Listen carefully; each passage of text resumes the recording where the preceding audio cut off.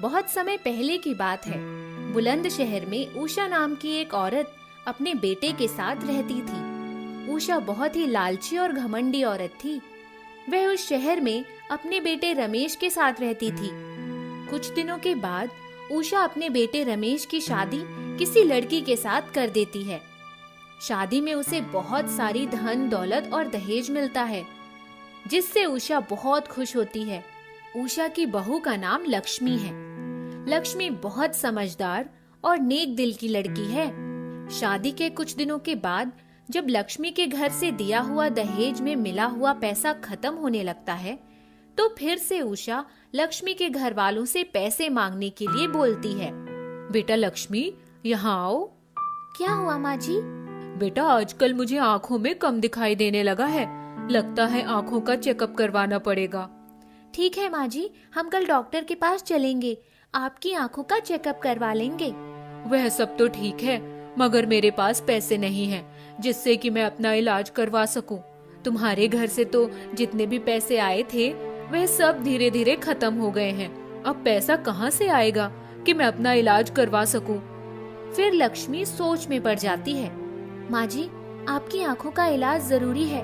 घर में पैसे नहीं है तो मैं अपने पिताजी से कह के थोड़े से पैसे मांग लेती हूँ, जिससे आपकी आँखों का इलाज बिल्कुल अच्छे से हो जाएगा। लक्ष्मी अपने पिताजी से कुछ पैसे मांगती है। पैसे मिलने के बाद उषा बहुत खुश होती है। अरे वाह, मेरी तरकीब तो काम आई। अब इस तरह से मैं इस लक्ष्मी के घर वालों से पैसे मांगती रहूंगी। फिर तो मुझे अपने पैसे खर्च करने की जरूरत ही नहीं पड़ेगी। अच्छी चिड़िया लाई है मैंने फंसाकर। कुछ दिन बीतते हैं। एक दिन रमेश दफ्तर से आने के बाद बहुत उदास होकर बैठा रहता है। अपने बेटे को उदास देखकर उषा रमेश के पास जाती है। क्या हुआ बेटा, आज तो इतना उदास क्यों लग रहा है? माँ, दफ्तर में आज मेरा मालिक मुझे बहुत डांट लगाया, क्योंकि आज मैं दफ्तर पहुंचने में बहुत लेट हो गया था। मगर इसमें मेरी गलती नहीं है। मैं तो समय पर दफ्तर जाने के लिए निकल जाता हूँ। दफ्तर जाने के लिए कोई साधन ही जल्दी नहीं मिलता। इतनी देर इंतजार करने के बाद किसी तरह से ऑटो मिली, जिससे मुझे दफ्तर पहुंचने में बहुत देर हो गई। मेरे साथ ऐसा रोज रोज होता है, जिससे आज मेरा मालिक बहुत गुस्सा हो गया था और उसने मुझे धमकी दी है कि अगर आइंदा ऐसा हुआ तो वो मुझे काम से ही निकाल देगा। मेरे पास तो पैसे भी नहीं है कि मैं एक मोटरसाइकिल ले सकूं। अरे बेटा, तुम्हारे पास पैसे नहीं है तो क्या हुआ? किसी से पैसे मांग कर ही मोटरसाइकिल ले लो, क्योंकि अगर तुम्हें तुम्हारा मालिक काम से निकाल दिया तो फिर हम क्या खाएंगे? मगर माँ, मैं किससे पैसे मांगू? अरे बेटा, इतना क्यों सोचते हो? तुम्हारे ससुर जी हैं ना, उनसे पैसे मांग लो। तुम बस लक्ष्मी को बोल दो, लक्ष्मी अपने पिताजी से पैसे मांगकर तुम्हें दे देगी। फिर तुम एक अच्छी सी मोटरसाइकिल ले लेना। रमेश लक्ष्मी को अपने पास बुलाता है। लक्ष्मी, तुम अपने पिताजी से कुछ पैसे मांग लो, क्योंकि मुझे एक मोटरसाइकिल लेनी है। मगर मेरे पिताजी इतने पैसे कहाँ से लाकर देंगे? शादी में इतना सारा खर्च होने के बाद अब उनके पास भी पैसे नहीं रह गए हैं। तो तुम क्या चाहती हो कि उसका मालिक उसे दफ्तर से निकाल दे? अरे अगर वह काम छोड़ देगा तो हम खाएंगे क्या? जल्दी से अपने पिताजी को फोन लगाओ और उन्हें बोलो कि पैसों की बहुत जरूरत है। लक्ष्मी अपनी सास की ऐसी बातें सुनकर अपने पिताजी से पैसे मांगने के लिए फोन करती है। पिताजी, मुझे थोड़े पैसे चाहिए, क्योंकि रमेश को एक मोटरसाइकिल लेनी है। लक्ष्मी के पिताजी का नाम रामचंद्र रहता है। मगर बेटी, मेरे ही पास अब ज्यादा पैसे नहीं रह गए हैं। अब तो मैं तुम्हारी माँ के ऑपरेशन के लिए पैसे बचाकर रखा था। अगर तुम्हें इतना जरूरत है तो तुम्हें वो पैसे मैं भेज देता हूँ। अपने पिताजी की बातें सुनकर लक्ष्मी बहुत उदास हो जाती है और फिर कुछ दिनों के बाद उसके पिताजी उसे पैसे दे देते हैं। उन पैसों से रमेश एक अच्छी सी मोटरसाइकिल ले लेता है, जिससे रमेश और उसकी माँ बहुत खुश होते हैं। एक दिन उषा के घर पर उसकी सहेली आई होती है। उसका नाम मधु रहता है। क्या बात है उषा, आज तू बहुत खुश दिख रही है। खुशी की तो बात है, क्योंकि मैंने अपने घर में सोने की चिड़िया जो शादी करके लाई हूँ। जब भी मुझे पैसों की जरूरत होती है तो हमारे एक बार बोलने पर वह लक्ष्मी अपने घर वालों से पैसे मांगकर हमें दे देती है। अरे वाह, फिर तो सचमुच में तुमने अपने घर में सोने की चिड़िया पाल रखी है। चलो अच्छा है, इसे तुम्हें अपने घर में रखने पर समय समय पर तुम्हें सोने के अंडे भी देती रहेगी। इससे अच्छी बात और क्या हो सकती है। उन दोनों की बातें लक्ष्मी खड़ी होकर चुपचाप सुन रही थी। अपनी सास और मधु की बातें सुनकर वह जान जाती है कि उसकी सास उसके माता पिता से लालच के लिए पैसे मांगती है, इसीलिए उसे बहुत गुस्सा आता है। कुछ दिनों के बाद उषा फिर से लक्ष्मी के घर वालों से पैसा मांगने के लिए कहती है, मगर इस बार लक्ष्मी साफ साफ पैसे मांगने से मना कर देती है। लक्ष्मी के मना करने के बाद वह अपने बेटे रमेश के पास जाती है। अरे बेटा, तेरी शादी के समय मेरे सुनार के यहाँ तेरी बीवी के लिए गहने लिए थे, मगर अभी तक मैंने उसके पैसे नहीं लौटाए। इसके लिए वो मुझसे बार बार पैसे मांगता है। मेरे पास तो पैसे नहीं हैं, इसके लिए मैंने तेरी बीवी से उसके पिता से पैसे मांगने के लिए बोला, तो उसने मुझे साफ साफ मना कर दिया। अब बता बेटा, वह पैसे भी तो तेरी बीवी के गहने के लिए ही तो हैं। अगर मैंने उसके पैसे नहीं लौटाए तो पुलिस स्टेशन में रपट लिखवा देगा। अपनी माँ की बातें सुनकर रमेश लक्ष्मी के पास जाता है। लक्ष्मी, तुम अपने पिताजी से पैसे मांगकर जल्दी से माँ को दे दो, नहीं तो वो सुनार पुलिस स्टेशन में हमारी शिकायत कर देगा, फिर हम सब फंस जाएंगे। आप लोग एक दूसरे के भरोसे काम क्यों करते हैं? जब आप लोगों के पास पैसे नहीं थे तो आपने गहने क्यों लिए? मेरे पिताजी के पास अब पैसे नहीं हैं जो कि आपको दे सके। उन्होंने जितना दिया वह बहुत था, उनके पास खुद के भी खर्चे हैं। लक्ष्मी की बातें सुनकर उषा बहुत गुस्सा करती है। अरे बेटा रहने दे, इससे पैसे मत मांग, इसके तो तेवर देख, कैसे बात कर रही है। ऐसा लग रहा है जैसे कि हम भिखारी हैं कि इससे पैसे मांग रहे हैं। अगर हम भिखारी हैं तो ये हमारे घर पर क्या कर रही है? जाए अपने पिताजी के घर और रहे शान से। अपनी माँ की बातें सुनकर रमेश गुस्सा हो जाता है। अगर तुमने अपने पिताजी से पैसे नहीं मांगे तो तुम मेरे घर में अब नहीं रहोगी और अपने पिताजी के पास जाकर रहना। इतना कहकर रमेश लक्ष्मी को अपने घर से निकालने लगता है। यह आप कैसी बातें कर रहे हैं? शादी के बाद तो एक औरत के लिए उसका ससुराल ही उसका घर होता है। आप मुझे अपने घर से नहीं निकाल सकते। फिर रमेश लक्ष्मी की बातें सुनकर और गुस्सा हो जाता है और उसे जबरदस्ती घर से धक्के देकर निकालने लगता है। रमेश उसके कपड़े का बैग भी निकालकर बाहर फेंक देता है। तभी उषा एक गणेश जी की मूर्ति को लेकर आती है और उठाकर लक्ष्मी की तरफ फेंक देती है। ये ले अपनी मूर्ति, इसे भी रख ले। अब अपने घर पर ही जाकर पूजा करना, यहाँ भूल कर भी कभी मत आना। उषा की मूर्ति फेंकने के बाद वह गणेश जी की मूर्ति टूट जाती है। उसके बाद उषा लक्ष्मी को घर से निकालकर अपने घर का दरवाजा बंद कर देती है। रात का समय रहता है। लक्ष्मी दरवाजे के बाहर खड़े होकर जोर जोर से रोने लगती है। अगर मैं फिर से अपने पिताजी के घर जाऊंगी तो मेरे पिताजी मुझे देखकर इनकी मांगे पूरी कर देंगे और ये लोग इसी तरह हमारे भोलेपन का फायदा उठाते रहेंगे। मगर अब मैं अपने पिताजी के घर पर नहीं जाऊंगी। इतना कहकर लक्ष्मी वहीं रमेश के घर के दरवाजे पर उसी रात खड़ी रहती है। जब आधी रात होती है तभी अचानक लक्ष्मी को खिड़कियों से रमेश के घर के अंदर बहुत ही प्रकाश दिखने लगता है। वह जल्दी से खिड़की के पास जाती है और देखती है कि उसकी सास के कमरे में आग लग गई होती है और उसकी सास उस कमरे में बुरी तरह से फंस गई होती है। उसे बाहर निकलने का रास्ता नहीं नजर आ रहा होता और वह जोर जोर से चिल्ला रही होती है। यह सब देखकर लक्ष्मी जल्दी से पत्थर लेकर खिड़की के कांच दरवाजे तोड़ने लगती है। फिर खिड़की के कांच का दरवाजा टूटने के बाद वह किसी तरह अपनी सास को उस कमरे से खिड़की के रास्ते बाहर निकालती है। आग से बाहर जाने के बाद उषा जोर जोर से रोने लगती है। वह शरीर के कई भाग में जल गई होती है। बेटी, अगर आज तुम नहीं होती तो मैं इस आग में जलकर राख हो गई होती।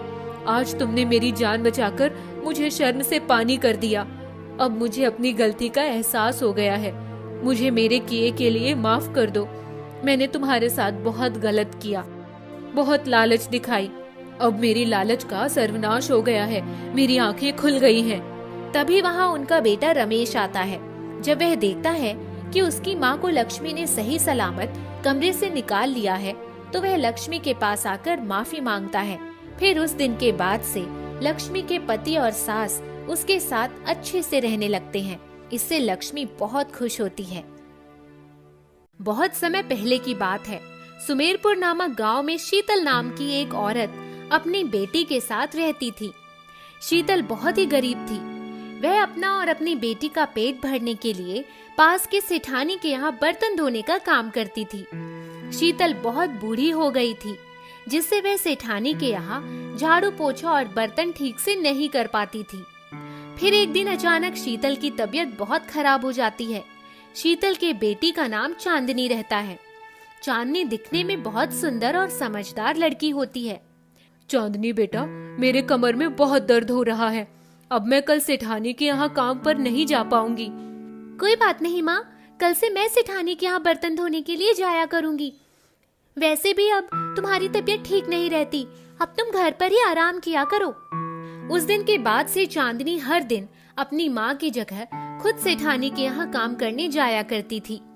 चांदनी सेठानी के यहाँ का काम बहुत ही अच्छे और जल्दी से करके निपटा दिया करती थी, जिससे सेठानी चांदनी के काम से बहुत खुश होती थी। सेठानी का नाम रत्ना था। चांदनी, तुम तो अपनी माँ से भी ज्यादा तेज काम करती हो। मैं तुम्हारे काम से बहुत खुश हूँ, इसीलिए अब से मैं तुम्हारा वेतन बढ़ा दूंगी और तुम्हें मेरे ही घर पर हमेशा काम करने के लिए आना होगा। वेतन बढ़ जाने पर चांदनी बहुत खुश होती है और खुशी खुशी सेठानी के घर पर काम करने के लिए जाया करती है। कुछ दिन बीतता है। एक दिन सेठानी का बेटा अपनी पढ़ाई पूरी करके शहर से अपने घर वापस आने वाला होता है। चांदनी, आज तुम पूरे दिन मेरे घर पर ही रुकना, क्योंकि मेरा बेटा बहुत दिनों के बाद आज पढ़ाई पूरी करके हमारे यहाँ आ रहा है। इसके लिए मैं उसके मनपसंद के खाने की चीजें बनाने वाली हूँ। आज तुम मेरे घर पर रुककर मेरी मदद करवाना। ठीक है मालकिन। फिर चांदनी पूरे दिन सेठानी के घर पर रुककर सेठानी के साथ खाना बनाने में मदद करती है। कुछ देर के बाद रत्ना का बेटा घर पर आ जाता है। रत्ना अपने बेटे को देखकर बहुत खुश होती है। बेटा, जाकर तुम जल्दी से मुंह हाथ धो लो, आज मैंने तुम्हारी मनपसंद की चीजें बनाई हैं। रत्ना के बेटे का नाम वरुण था। ठीक है माँ, मैं अभी हाथ मुंह धोकर आता हूँ। तब तक तुम मेरा खाना तैयार रखो, मुझे बहुत जोरों की भूख लगी है। वरुण जल्दी से खाना खाने के लिए बैठ जाता है। अरे वाह माँ, आज तुमने यह खीर तो बहुत ही अच्छी और स्वादिष्ट बनाई है। जी तो करता है कि तुम्हारे हाथों को चूम लूं। बेटा, यह स्वादिष्ट खीर मैंने नहीं, चांदनी ने बनाई है। माँ, चांदनी कौन है? बेटा, मैंने अपने घर पर काम करने और बर्तन धोने के लिए एक लड़की रखी है, उसी का नाम चांदनी है। तभी चांदनी वहाँ आ जाती है। चांदनी, लगता है तुम्हारे हाथों में तो जादू है। तुमने तो आज बहुत ही स्वादिष्ट खीर बनाई है। इसके पहले तो मैंने ऐसा खीर कभी नहीं खाया। कुछ दिन बीतते हैं। एक दिन रत्ना कुछ दिनों के लिए अपने मायके जाने वाली होती है। बेटा वरुण, मेरी माँ की तबीयत ठीक नहीं है, इसके लिए मैं कुछ दिनों के लिए अपने मायके जाना चाहती हूँ और माँ की देखभाल करना चाहती हूँ। क्या तुम अकेले यहाँ रह लोगे? माँ, आप निश्चिंत होकर जाइए, मैं घर में आराम से रह लूंगा। फिर जब नानी की तबीयत ठीक हो जाएगी तो आप लौट आना। रत्ना कुछ दिनों के लिए अपने मायके चली जाती है। इधर जब वरुण घर पर अकेला होता है, तब एक दिन वह रसोई घर में अपने खाना खाने के लिए कुछ बना रहा होता है। तभी अचानक उसका हाथ खाना बनाते वक्त जल जाता है, जिससे वरुण तेजी से चिल्ला उठता है। आह! वरुण के चिल्लाने की आवाज सुनकर चांदनी दौड़कर रसोई घर में आती है। क्या हुआ छोटे मालिक? अरे कुछ नहीं, दरअसल खाना बनाते वक्त मेरी उंगलियां थोड़ी जल गई। छोटे मालिक, अगर आपको ठीक से खाना बनाना नहीं आता तो आपको मुझे बोल देना चाहिए था। देखिए आपकी उंगली कितनी जल गई है। अब से आप कभी भी रसोई घर में खाना बनाने के लिए नहीं आएंगे। अब से आपको जो भी खाना होगा मुझे बोल देना, मैं आपके लिए बना दूंगी। उस दिन के बाद से चांदनी वरुण के लिए हर दिन अपने हाथों से खाना बनाकर रख दिया करती। वरुण को भी चांदनी के हाथों का बनाया हुआ खाना बहुत पसंद आता। फिर इस तरीके से चांदनी वरुण के घर का सारा काम, खाना, झाड़ू, बर्तन, पोछा आदि सब करने लगती है, क्योंकि वरुण को घर का काम करना नहीं आता, जिससे चांदनी अब ज्यादा समय वरुण के घर पर ही बिताती थी। इस तरह जब वरुण को अकेला महसूस होता तो वह चांदनी के साथ बैठकर बातचीत करता। इस तरह चांदनी और वरुण दोनों एक दूसरे के धीरे धीरे करीब आने लगे। रत्ना के न होने पर चांदनी वरुण का पूरा ख्याल रखती। यह बात वरुण को बहुत अच्छी लगती थी और उसे धीरे धीरे चांदनी से प्यार होने लगा। एक दिन जब चांदनी वरुण के घर पर सीढ़ियां लगाकर सफाई कर रही होती है, तभी अचानक उसका पैर फिसल जाता है और वह सीढ़ियों से गिरने लगती है। मगर तभी वहां वरुण आकर उसे अपनी बाहों में थाम लेता है। चांदनी, तुम दिखने में तो सुंदर हो ही, उससे कहीं ज्यादा सुंदर तुम्हारा दिल है। तुम मेरी माँ के ना रहने पर मेरा कितना ख्याल रखती हो और घर का सारा काम भी करती हो। मुझे एक ऐसे ही लड़की की तलाश थी जो मेरा अच्छे से ख्याल रख सके। चांदनी, मैं तुमसे मन ही मन प्यार करने लग गया हूँ। क्या तुम मुझसे शादी करना चाहोगी? छोटे मालिक, ये आप क्या बोल रहे हैं? कहाँ आप और कहाँ मैं? घर का काम करना और खाना बनाना मेरी तो बस यही औकात है। इतना कहकर चांदनी की आंखों में आंसू आ जाते हैं। चांदनी की ऐसी बातें सुनकर वरुण चांदनी को अपने गले से लगा लेता है। चांदनी, तुम्हारी औकात हम अमीरों से कहीं ज्यादा है, क्योंकि जैसा तुम्हारे पास दिल है वैसा दिल सबके पास नहीं होता। तुम अब खुद को छोटा मत समझो, तुम्हारा दिल बहुत ही बड़ा है। अब माँ के आने पर मैं तुमसे जल्द ही शादी कर लूंगा। वरुण की ऐसी बातें सुनकर चांदनी बहुत खुश होती है। कुछ दिनों के बाद रत्ना अपने मायके से घर वापस आती है। रत्ना के घर वापस आने के बाद वरुण अपनी माँ के पास जाता है और उससे चांदनी और अपने प्यार के बारे में बताता है। माँ, मैं चांदनी से प्यार करता हूँ और उससे शादी करना चाहता हूँ। वरुण की ऐसी बातें सुनकर रत्ना गुस्से से लाल हो जाती है। वरुण, तुम्हारा दिमाग तो ठीक है? तुम ये क्या बोल रहे हो? मैं एक बर्तन धोने वाली को अपनी बहू कभी नहीं बना सकती। अरे, हमारे आसपास के लोगों को जब पता चलेगा तो वो हमारे बारे में क्या सोचेंगे कि मैंने एक बर्तन धोने वाली लड़की को अपने घर की बहू बना लिया। माँ, लोग क्या सोचते हैं मुझे उससे फर्क नहीं पड़ता। मुझे तो एक अच्छे दिल वाली लड़की की तलाश थी और वो मुझे मिल गई। अब मैं शादी करूंगा तो चांदनी से ही करूंगा। रत्ना अपने बेटे की जिद के आगे मजबूर हो जाती है और उसे न चाहते हुए भी वरुण की शादी चांदनी से करवानी पड़ती है। शादी के बाद रत्ना को चांदनी फूटी आंख नहीं सुहाती। एक दिन रत्ना के घर पर उसकी सहेली आती है। उसका नाम चंपा रहता है। अरे रत्ना, मैंने सुना है कि तुमने अपने बेटे की शादी एक बर्तन धोने वाली लड़की से कर दी है। क्यों रत्ना, क्या तुम्हें तुम्हारे बेटे के लिए कोई दूसरी लड़कियां नहीं मिल रही थी क्या? चंपा की ऐसी बातें सुनकर रत्ना को बहुत गुस्सा आता है और चंपा के जाने के बाद वह अपनी बहू के पास जाती है। चांदनी, तुमने मेरे भोले भाले बेटे को पैसों के चक्कर में फंसाकर शादी कर ली। तुम एक बर्तन धोने वाली होकर मेरे घर की बहू बन बैठी। मगर चांदनी, तुम ये याद रखना कि मैं अपनी बहू के रूप में तुम्हें कभी नहीं स्वीकारूंगी। इतना कहकर रत्ना वहां से चली जाती है। रत्ना की ऐसी बातें सुनकर चांदनी को बहुत दुख होता है। कुछ दिन बीतते हैं। एक दिन रत्ना की तबीयत बहुत खराब हो जाती है, जिससे उसे अस्पताल ले जाना पड़ता है। चांदनी अपने सास की तबीयत खराब होने पर उसकी बहुत सेवा करती है और रत्ना को अपने हाथों से खाना खिलाती है। यह सब देखकर रत्ना की आंखें खुल जाती हैं और फिर वह चांदनी के साथ अच्छे से रहने लगती है। रत्ना का यह व्यवहार देखकर चांदनी बहुत खुश होती है और अपना जीवन खुशी खुशी बिताने लगते हैं। जिद्दी सास। आनंदपुर नामक शहर में सुषमा और मोना नाम की सास बहू रहती थीं। सुषमा बहुत ही जिद्दी किस्म की सास थी। वह अपनी सारी बात सभी से मनवाकर ही मानती थी और जो उसकी बात नहीं मानता था वह उनसे लड़ाई कर लेती थी। सुषमा की बहू मोना अपनी सास के जिद्दी व्यवहार से तंग आ चुकी थी। एक दिन मोना किचन में खाना बना रही थी। तभी सुषमा वहां आई और मोना से बोली, बहू, क्या बना रही हो? माँ जी, बैंगन की सब्जी बन रही है। क्या? बैंगन की सब्जी? नहीं नहीं, बिल्कुल नहीं, आज ये नहीं बनेगा, कुछ और बनाओ।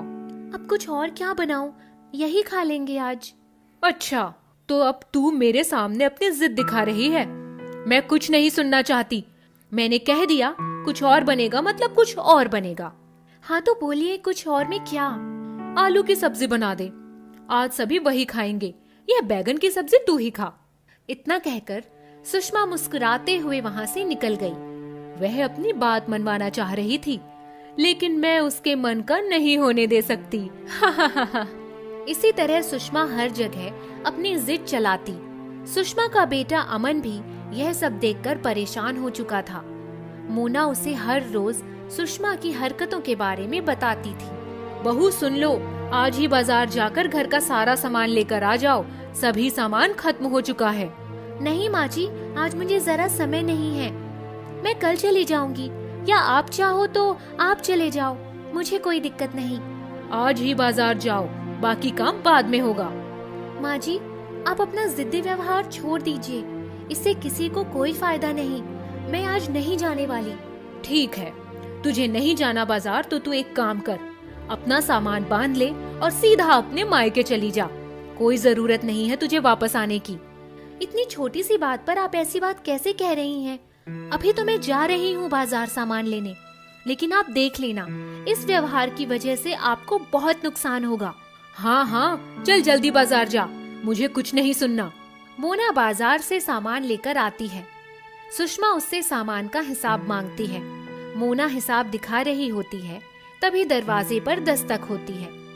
रुक जाओ, आ रही हूँ। मोना दरवाजा खोलती है तो देखती है कि वहाँ एक सेल्समैन खड़ा है। माँ जी, एक सेल्समैन आया है, क्या करूँ, बुला लूँ क्या? बुला ले, देख लेते हैं क्या लाया है। सेल्समैन किचन में इस्तेमाल होने वाली चीजें दिखाने लगता है। कोई काम का नहीं है, ये सब ले जाओ। रुक जाइए माँ जी, एक बार अच्छे से देख लेते हैं। थोड़ी देर के बाद, यह देखिए माँ जी, यह बर्तन कितना अच्छा है, इसे ले लेते हैं। नहीं, यह बिल्कुल अच्छा नहीं है। तू देख, यह कितना अच्छा लग रहा है। नहीं नहीं, यह अच्छा नहीं लग रहा। जो सामान मोना को पसंद आ रहा था, वह सामान सुषमा नापसंद कर देती थी। सब्जी को बारीकी से काटने वाली एक मशीन थी, वह मोना को पसंद आ जाती है। माँ जी, यह ले लेते हैं, इससे बहुत मदद मिलेगी। मुझे तो यह मसाज करने वाला मशीन अच्छा लग रहा है, यही ले लेते हैं। बताओ भाई, कितनी कीमत है इसकी? इसे रहने दीजिए भैया, सब्जी काटने वाली मशीन का दाम बताइए, हम वही ले लेते हैं। माँ जी, वह मशीन खामखा महंगा होगा, हमारी किसी काम का नहीं है, यह लेंगे तो बहुत काम आएगा। जी मैडम, ये बहुत काम की चीज है, इसकी कीमत 2000 है, ले लीजिए।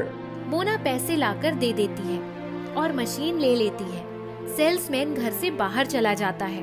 अब सुषमा यह देखकर गुस्से में आ जाती है कि उसकी जिद पूरी नहीं हुई। वह सेल्समैन के पीछे जाती है। रुको भाई रुको।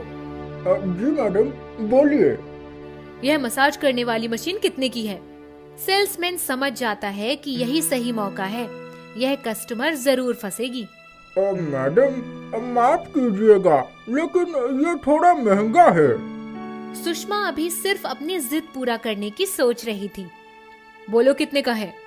मैडम, ये 10,000 का है। बस तुम यही रुको, मैं पैसे निकाल कर लाती हूँ, मुझे यही चाहिए। सुषमा पैसे निकाल कर लाई और सेल्समैन को देते हुए बोली, ये मुझे चाहिए, पैसे लो और यह मशीन मुझे दे दो। जी मैडम, ये लीजिए, ये अब से आपकी हुई। सेल्समैन मुस्कुराते हुए वहाँ से चला जाता है। घर आकर सुषमा वह मशीन मोना को दिखाती है। देख, तू नहीं चाह रही थी ना कि मैं इसे खरीदूं, लेकिन मैंने इसे खरीद लिया। माँ जी, आप भी ना, आपका कुछ नहीं हो सकता। शाम में जब अमन काम से वापस आया, तब सुषमा खुशी खुशी अमन को वह मशीन दिखा रही थी और बहू की बुराई कर रही थी। अच्छा ठीक है माँ, पहले ये बताओ कि ये आपने कितने में लिया? यह इतना अच्छा है, इसीलिए थोड़ा महंगा है। हाँ, पर कितने में आपने इसे लिया? 10,000 रुपए में। हे भगवान, 9,000 का चूना लग गया। ये क्या कर दिया आपने? क्या हुआ बेटा? माँ, ये मशीन कल ही मेरे दोस्त ने ली थी, 1,000 में उसने इसे खरीदा था, लेकिन ये आपने क्या कर दिया? यह सुनकर सुषमा की सारी खुशी गम में बदल गई। वह आश्चर्य में पड़ गई। यह क्या कर दिया मैंने? माँ, ये सिर्फ आपके जिद्दी स्वभाव की वजह से हुआ है। हाँ बेटा, अब मुझे एहसास हो रहा है, मुझे माफ कर दो, अब से मैं किसी भी चीज के लिए जिद नहीं करूंगी। सुषमा मोना से भी माफी मांगती है और इस घटना के बाद उसके अंदर बहुत बदलाव आता है। अब वह जिद्दी किस्म की नहीं थी। बांके एक गरीब मजदूर था। बड़ी मेहनत से अपने परिवार का पेट पालता था। पहले तो उसकी पत्नी गंगा भी उसके साथ खेत पर काम करने जाती थी, पर जब से उनका बेटा माधव पैदा हुआ था, बांके ने उसको काम पर जाने से मना कर दिया। तुम सिर्फ बच्चे की देखभाल करो, तुम्हें जाने की कोई जरूरत नहीं है। मैं जो भी कमा कर लाऊंगा उसी में खर्च चला लेंगे। गंगा बच्चे का लालन पालन बड़े प्यार से करती। धीरे धीरे उनका दुलारा माधव बड़ा होने लगा, पर 1 बरस का होने को आया, न चलने का प्रयास करता, न ही मुंह से बोल फूटते थे। सुनो जी, इस उम्र की ही तो मेरी बड़ी बहन की बेटी नीरू भी है। कितनी तेज भागती है। हमारा लाल क्यों नहीं चल पाता है? बोलने की भी इच्छा नहीं होती इसको तो। क्या बताऊं, कहीं से पैसों का जुगाड़ होते तो डॉक्टर को दिखा देते। गंगा रात दिन बेटे के बारे में ही सोचती रहती। गरीबी ऐसी कि 2 वक्त रोटी मिल जाए वही बहुत था। एक दिन, सुनो जी, मैं हाथ पर हाथ रखकर नहीं बैठूंगी। मुझे शहर जाकर माधव का इलाज करवाना है। शहर में चलकर कुछ तो काम मिलेगा। खेत अधिया पर दे दो। तो शायद ठीक कहती है, यहाँ बैठकर तो कुछ भी हासिल नहीं होगा। 1 हफ्ते बाद ही दोनों शहर की बस में बैठ गए। कलकत्ता जैसे शहर में जाएं तो जाएं कहाँ। बस ने उतारा तो बस अड्डे की भीड़ भाड़ देखकर वहीं किसी कोने में दुबक कर खड़े हो गए। रात हो गई थी। तभी, है, चलो यहाँ से आगे जाओ, रास्ता खाली करो। कहाँ जाएं बाबू? हमारे पास तो कोई जगह भी नहीं है। यहाँ कैसे आए? घर वालों ने निकाल दिया है। बच्चा बीमार है, कहाँ जाए? कहते कहते वो रोने लगी। ठीक है, लेकिन ये कोई रहने की जगह नहीं है, यहाँ से बाहर जाओ। दोनों अपना सामान उठाए बाहर निकल आए। तभी एक बूढ़ी औरत उनके सामने ही लड़खड़ा कर गिर पड़ी। तुम माधव को पकड़ो, मैं उन्हें उठाती हूँ। गंगा ने बूढ़ी औरत को सहारा देकर उठाया और उनके कपड़े झाड़े। मैं कैसे गिर पड़ी, मुझे तो पता ही नहीं चला। आप अकेले कहाँ जा रही हैं? मैं गंगा सागर गई थी, वहाँ से आ रही हूँ। शायद कमजोरी की वजह से चक्कर आ गया। तुम लोग कहाँ जा रही हो? हम इस शहर में नए आए हैं, किसी को नहीं जानते, समझ नहीं पा रहे हैं कहाँ जाएं। ओह, तुम लोग मेरे साथ मेरी कोठी चलो, मैं तुम्हें रहने की जगह दूंगी। लेकिन वेकिन कुछ नहीं, चलो। तभी एक गाड़ी आकर उनके सामने खड़ी हो गई और ड्राइवर ने आकर दरवाजा खोल दिया। आइए माँ जी। कुंवर सिंह, ये दोनों भी हमारे साथ चल रहे हैं। इनका सामान डिक्की में रखो। कुंवर सिंह ने उनका सामान भी डिक्की में रखा और सभी लोग गाड़ी में बैठ गए। गाड़ी जब कोठी पर पहुंची तो, कुंवर सिंह, हिम्मत सिंह से कहो कि कोठी के पीछे जो क्वार्टर है उनका खुलावा करके इनके रहने की व्यवस्था कर दे। ये लोग हमारे गांव से आए हैं, इन्हें कोई परेशानी नहीं होनी चाहिए। आपका ये उपकार हम कभी नहीं भूलेंगे। आज आराम करो, कल 8 बजे सुबह आकर मिलना। उन दोनों को रहने का ठिकाना मिल गया था। कमरे में खाना बनाने के लिए सब कुछ था। एक चारपाई रखी थी, और क्या चाहिए था। लगता है गांव से निकलते ही किस्मत का दरवाजा खुल गया। अब हमारे बेटे का इलाज भी हो जाएगा। हाँ, मालकिन बहुत नर्म दिल औरत है। दूसरे दिन दोनों कोठी में मिलने गए तो, बांके, तुम हमारी कोठी में चौकीदारी का काम करोगे? जी मालकिन, पर ये तो बड़ी जिम्मेदारी का काम है। भाई, तुम दिखने में अच्छे खासे ताकतवर लगते हो और जिम्मेदारी से घबरा रहे हो। नहीं मालकिन, मेरा मतलब था इतने कम समय में ही आपने मुझे इतनी बड़ी जिम्मेदारी सौंप दी। आप हमें जानती ही कितना हैं। आदमी पहचानने में कभी मेरी आंखें धोखा नहीं खा सकती। आपकी अत्यंत कृपा है हम पर। हाँ गंगा, तुम हमारी रसोई में खाना बनाने में मदद कर देना। इस कोठी में सभी लोगों का खाना एक साथ बनता है, मैं अकेली कितना खाऊंगी। मालकिन, आपका परिवार? एक बेटा है, विदेश में रहता है, पिछले 5 सालों से नहीं आया। बेटी भी दूसरे शहर में रहती है, साल में 1 बार आती है। हर बार यही कहती है कि कोठी और सारा कारोबार बेच दो, हमारे पास चलो। पर अपना घर तो अपना ही होता है ना। जब तक हाथ पैर चल रहे हैं, क्यों किसी पर बोझ बनूं? मालकिन, आप चिंता मत करिए, हम आपकी पूरी तरह से देखभाल करेंगे। बस मेरा बच्चा किसी तरह ठीक हो जाए। क्या हुआ तुम्हारे बच्चे को? गंगा की आंखों से आंसू बहने लगे। उसने रोते हुए माधव के बारे में सब कुछ बताया। अरे तुमने पहले क्यों नहीं बताया? मेरी बेटी तो बच्चों की ही डॉक्टर है, अगले महीने ही आने वाली है, तब उसी को दिखा लेंगे। ओह मालकिन, देखो ना ईश्वर की लीला भी कैसी अद्भुत है।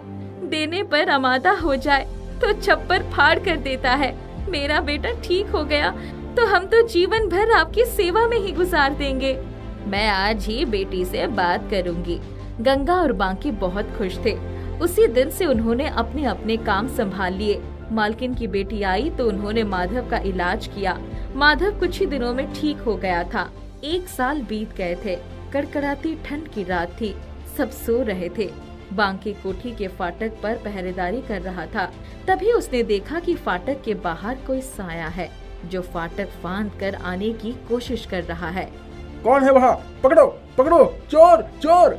बांके के चिल्लाते ही सभी लोग उठ गए और चारों तरफ लाइट जल गई। बांके ने उस चोर को दबोच लिया। वो चोर एक फटा हुआ शर्ट और पैंट पहने हुए था। किसी अच्छे घर का युवक लग रहा था। क्या लेने आया था? दिखने में तो शरीफ खानदान का लगता है। चोरी करते शर्म नहीं आई तुझे? पैसे चाहिए, इसीलिए चोरी करनी पड़ रही है। मुझे छोड़ दो भाई। बांके ने सबको जाने का इशारा किया और खुद उसको बरामदे तक ले आया। उसका पूरा बदन ठंड से कांप रहा था। बांके को उस पर दया आ गई। उसने अपना स्वेटर उसके शरीर पर डाल दिया और जरूरतें पूरी करने के लिए ही लोग काम करते हैं, वरना सब के सब चोरी करके ही खाते। भाई, ये मेरी ही कोठी है। किसी तरह अपनी माँ को देखना चाहता था। मेरी माँ मुझसे नफरत करती है। मैं हूँ ही ऐसा। इतना कहकर वो फूट फूट कर रो पड़ा। बांके को काटो तो खून नहीं। तुम यहीं बैठो, मैं मालकिन को बुलाकर ले आता हूँ। नहीं नहीं, रहने दो, वो मुझे कभी माफ नहीं करेंगी। ऐसा क्या किया तुमने? मालकिन तो बहुत ही अच्छी और दयालु हैं। मेरी बहन की शादी हो चुकी थी। पिताजी कारोबार के सिलसिले में विदेश गए थे। एक दिन कॉलेज में मुझे अचानक चक्कर आ गया। मेरे दोस्तों ने डॉक्टर को दिखाया। तीसरे दिन पता चला कि मुझे ब्रेन ट्यूमर है। ये बात मैं घर में बताने वाला ही था कि मेरे पिता के मरने की खबर आ गई। घर में मातम पसरा हुआ था। मैं माँ को अपनी बीमारी के बारे में बताकर और दुख नहीं देना चाहता था। लेकिन आप तो विदेश में थे। मैं कहीं नहीं गया था, बस अपने इलाज के लिए इस शहर से उस शहर घूम रहा था। माँ को मैंने कह दिया था कि मैं विदेश जा रहा हूँ। माँ को यही लगता है कि मैंने उसे धोखा दिया है, पर जिंदगी ने मुझे खुद धोखा दिया है। शुरू में मैं माँ से पढ़ने के बहाने पैसे लेता था। माँ मुझे वापस आने को कहती थी, पर मैं अस्पतालों में रहने की वजह से नहीं आ सकता था। आप अपनी माँ को बता देते। मेरी माँ बिल्कुल टूट जाती। आज के दिन माँ खुद सारा व्यापार चला रही है। मुझसे नाराज ही तो है सिर्फ। मालकिन चोर चोर का शोर सुनकर बाहर आ गई थी और पता नहीं कब से दोनों की बातें सुन रही थी। आंखों से गंगा यमुना बह रही थी। मैं सिर्फ यही कह सकता हूँ कि तुम मेरे घर में चलो। मालकिन के पास रहने का मौका मिल जाएगा। वक्त देखकर उन्हें सब कुछ समझा देना। तुमने मुझे बहुत बेवकूफ बनाया, अब नहीं बनाने दूंगी रोहित। माँ की आवाज सुनते ही वो माँ से लिपट गया। माँ, मेरी प्यारी माँ। माँ ने उसे गले लगा लिया। तुम मेरे पास आ गए, मेरे लिए यही बहुत है। मैं बड़े बड़े अस्पतालों में तुम्हारा इलाज करवाऊंगी रोहित। माँ, पिछले 5 साल से इलाज ही तो करवा रहा हूँ। इस बार जैसे ही अस्पताल से छूटा वैसे ही घर की तरफ भागा। अब मैं कहीं नहीं जाना चाहता हूँ, सिर्फ तुम्हारी गोद में आराम करना चाहता हूँ। रोहित की सांसें धोंकनी की तरह चल रही थी। बांके ने सहारा देकर उसे मालकिन के कमरे में पहुंचा दिया। 6 साल बाद माँ की जादुई ममता की छांव में रोहित गहरी नींद में कभी न उठने के लिए समा गया था। हिमाचल की पहाड़ियों पर बसा एक बहुत सी सुंदर गांव था। उस गांव में किरण अपनी दादी के साथ रहती थी। हमेशा बीमार रहने की वजह से दादी बहुत बूढ़ी हो गई थी। गरीबी की वजह से इलाज भी नहीं हो पाता था। किरण को घर का सारा काम अकेले ही करना पड़ता था। दादी 2-4 घरों में साफ सफाई करती थी, उसी से उनका गुजारा चलता था। किरण ने किसी तरह 12वीं की परीक्षा दी थी। उसका परिणाम आने वाला था। एक बार वहाँ की घाटी में एक मेला लगा था। दादी, सभी लड़कियां आज शाम को मेला देखने जा रही है, मुझे भी जाना है। किरण, मैं तुम्हें घाटी में अकेली कैसे भेज सकती हूँ? दादी, मैं अकेली कहाँ हूँ, और लड़कियों के माता पिता भी तो जा रहे हैं। हाँ, पर तू तो अकेली ही जाएगी। मेरी तबीयत ठीक होती तो मैं तुझे अपने साथ लेकर जाती। सयानी लड़की को अकेले छोड़ने की हिम्मत नहीं है मुझ में। ले देकर तू ही तो मेरे जीवन का सहारा है। तुझे कुछ हो गया तो मैं इन्हीं घाटियों में कूदकर अपनी जान दे दूंगी। दादी, तुम मुझे इतना प्यार करती हो कि तुम्हारा प्यार ही मेरे लिए कैद बन गया है। मैं 17 साल की हूँ, कोई बच्ची थोड़ी हूँ। अपना क्या, दूसरों का भी ध्यान रखना जानती हूँ। तू ठीक कहती है, मेरा प्यार कभी कभी अपने स्वार्थ में अंधा हो जाता है। ठीक है, तू जा, पर मेले से सबके साथ ही वापस आ जाना। किरण दादी के गले लग गई। मेरी प्यारी दादी, तुम बहुत अच्छी हो। उसको मेले में भेजते हुए दादी का दिल पता नहीं क्यों बहुत घबरा रहा था, पर बच्ची की खुशी के लिए दिल पर पत्थर रखना पड़ा। मेले में कुछ खा लेना, बहुत सावधानी से जाना। दादी, मैं बच्ची थोड़ी ही हूँ। किरण खुशी खुशी अपनी सहेलियों के साथ नीचे घाटी में उतर रही थी। पहाड़ों में अंधेरा जल्दी होने लगा था, कुछ बादल भी थे। किरण उससे पहले कभी घाटी में नहीं गई थी। उबड़ खाबड़ रास्तों पर चलते हुए बहुत ही अच्छा लग रहा था। अचानक उसकी नजर दूसरी तरफ वाली घाटी पर पड़ी। देख रीना, उधर वाली घाटी में लगता है कोई शहर है। कितनी रोशनी है वहाँ। इतनी रोशनी तो मेले में भी नहीं दिखाई पड़ रही है। चुपचाप मेला देखने चल, इधर उधर क्यों अपना ध्यान भटका रही है। तभी किरण का ध्यान दूसरी घाटी की तरफ जाने वाले मोड़ पर गया। मैं जरा उस घाटी की तरफ से होकर सीधे मेले में पहुंचती हूँ, तुम लोग चलो। इतना कहकर वो मोड़ से नीचे उतर गई। रात होने वाली थी। पहाड़ियों के उबड़ खाबड़ रास्तों पर चलने की अभ्यस्त तो थी ही, वो सरपट भागी जा रही थी। अचानक घाटी में उतरकर उसे एहसास हुआ कि वहाँ तो कोई शहर नहीं था, बल्कि लाखों जुगनू घाटी में इधर से उधर उड़ रहे थे। उन्हीं की रोशनी से घाटी जगमगा रही थी। बाप रे, इतना खूबसूरत नजारा तो मैंने आज तक नहीं देखा। थोड़ी देर यहीं बैठती हूँ। किरण पास की एक चट्टान पर थोड़ी देर के लिए बैठ गई। अचानक एक जुगनुओं का झुंड उसके पास आया। तुम यहाँ बैठकर क्या कर रही हो? तुम लोग कौन हो और इंसानों की भाषा कैसे बोल सकते हो? ये हमारी घाटी है, यहाँ कभी कोई इंसान नहीं रह सकता। ऐसा क्यों? हमारी घाटी जादुई है, जो यहाँ आता है वो इसके जादू में उलझ कर रह जाता है। ऐसा कौन सा जादू है तुम्हारी घाटी में? तुम थोड़ा सा नीचे जाओगी तब तुम्हें खुद पता चल जाएगा। नहीं नहीं, अभी तो मैं जा रही हूँ मेला देखने, फिर किसी दिन जरूर आऊंगी तुम्हारी जादुई घाटी में।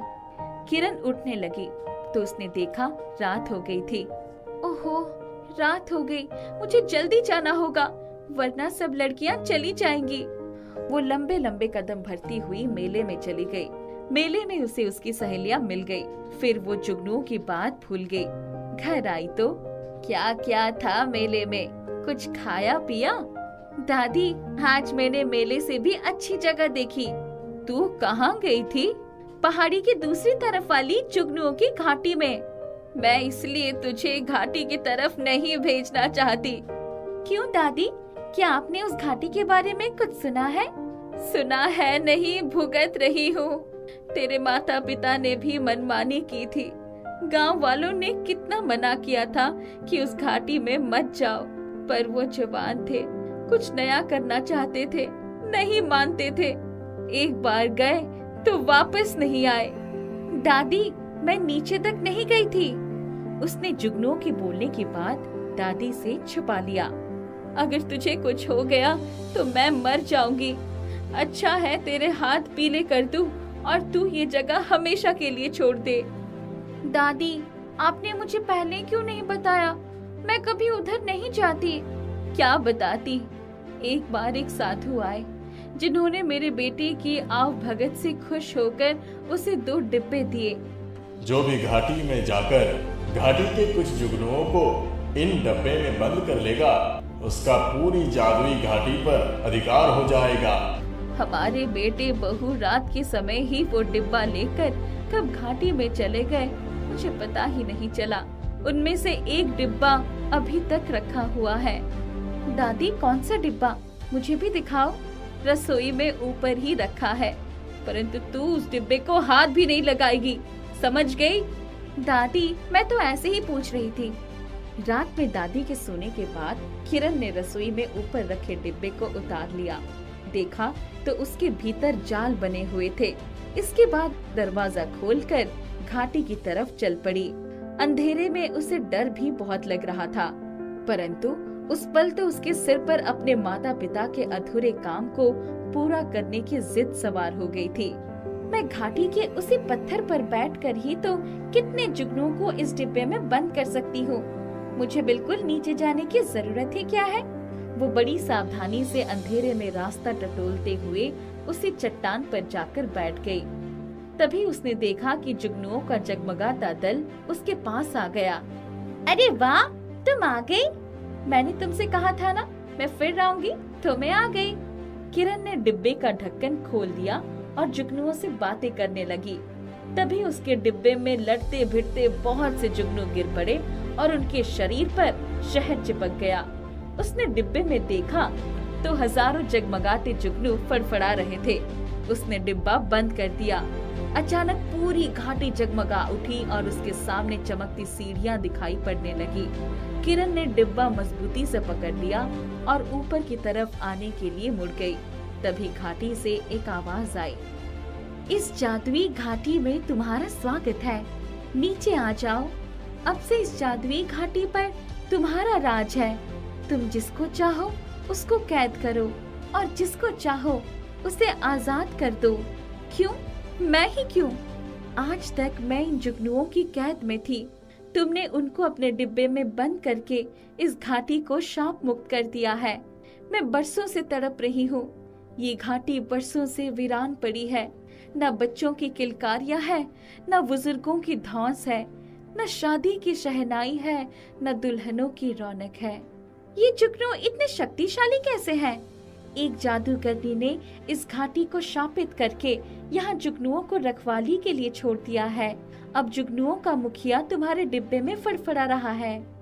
इस डिब्बे का क्या करूं? अभी इसे बंद रहने दो। तुम घाटी में आओ, वहाँ कैद लोगों को मुक्त करो। फिर एक यज्ञ करना होगा। उस हवन में इस डिब्बे को डालते ही ये इनकी पूरी प्रजाति भस्म हो जाएगी। किरण धीरे धीरे सीढ़ियाँ उतर गई। वहाँ बहुत सारे लोग कैद में थे। उसने सबकी लोहे की हथकड़ियाँ खोल दी। सभी लोग ऊपर आ गए। अब मैं जाकर दादी को बताऊंगी कि मैं जादुई घाटी की रानी हूँ। वो जब अपने घर आई तो, किरण तू कहाँ चली गई थी? मैं रात भर तेरी राह देख रही थी। ये देख, आज कितनी खुशी का दिन है। देख तो कौन आया है। अरे ये तो वही बहादुर लड़की है। क्या ये हमारी किरण है? माँ, बापू, अब से वो जादुई घाटी हमारी है। चलो नहा धोकर उस घाटी में चलेंगे और वहाँ एक यज्ञ करवाना है। पूरा गांव और आसपास के सभी लोग घाटी में पहुँच गए। यज्ञ हुआ। जुगनुओं से भरा डिब्बा हवन कुंड में डाल दिया गया। पूरी घाटी शाप से मुक्त हो गई। घाटी ने किरण को घाटी की रानी घोषित कर दिया। दादी, हम किसी एक घटना को अपने मन की फांस बना लेते हैं, जिसे आने वाली पीढ़ियों को देते जाते हैं। अगर मैंने आपकी उस डर को मानकर ये कदम ना उठाया होता, तो घाटी अभी भी जुगनुओं की कैद में रहती और मेरे माँ बाप मुझे कभी नहीं मिलते। हाँ बेटी, मैं गलत थी। अब तो तुम रानी हो, जो चाहो सजा दे सकती हो। दादी, मैं रानी तो आप महारानी है। सब खिलखिलाकर हंसने लगे। अब उनके जीवन में बहुत सारी खुशियाँ भर गई थी। चारों तरफ जादुई घाटी की रानी किरण की ही चर्चा थी।